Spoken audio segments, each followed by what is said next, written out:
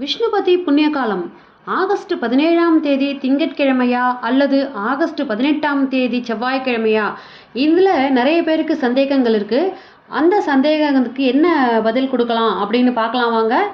August 17 ஏன் விஷ்ணுபதி புண்ணியகாலம் அனுஷ்டிக்கப்படுகின்றது அப்படின்னு பார்த்தீங்க அப்படின்னா, விஷ்ணுபதி புண்ணியகாலம் அப்படிங்கிறது சூரியன் ஒரு நிலையான ராசிக்குள்ள பிரவேசிக்கிற அந்த சங்கராந்தியுடன் தொடர்புடைய புண்ணிய காலம். ஆகஸ்ட் மாதத்தில் சூரியன் கடகராசியிலிருந்து சிம்ம ராசிக்கு பிரவேசிப்பது சிம்ம சங்கராந்தி அப்படின்னு சொல்லப்படுது. 2026 சிம்ம சங்கராந்தி ஆகஸ்ட் 17ஆம் தேதி காலையில் 8:04 மணி அளவில் நடைபெறுகின்றது. இதனால் விஷ்ணுபதி புண்ணிய காலம் ஆகஸ்ட் 17ஆம் தேதி 2026 திங்கட்கிழமை அன்று அனுஷ்டிக்கப்படுகின்றது. ஆகஸ்ட் 17ஆம் தேதி திங்கட்கிழமை சூரியன் சிம்ம ராசியில் பிரவேசிக்கும் சிம்ம சங்கராந்தி நாள்.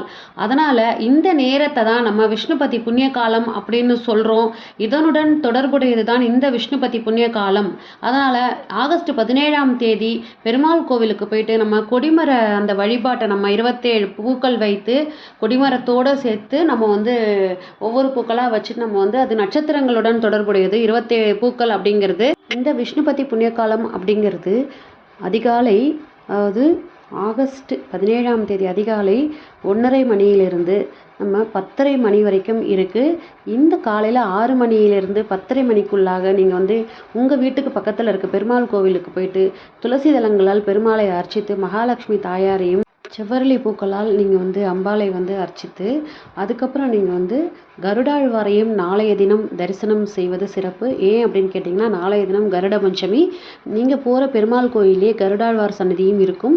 அங்கே போய் கருடாழ்வாருக்கு ஒரு நெய் தீபம் ஏற்றி வைத்துட்டு நீங்கள் 3 சுற்றுக்கள் அல்லது 9 சுற்றுக்கள் சுற்றிட்டு வந்துடுங்க. இவ்வளவுதான், உங்களுடைய பிரச்சனைகள் எதுவாக இருந்தாலும் சரியாகிவிடும்.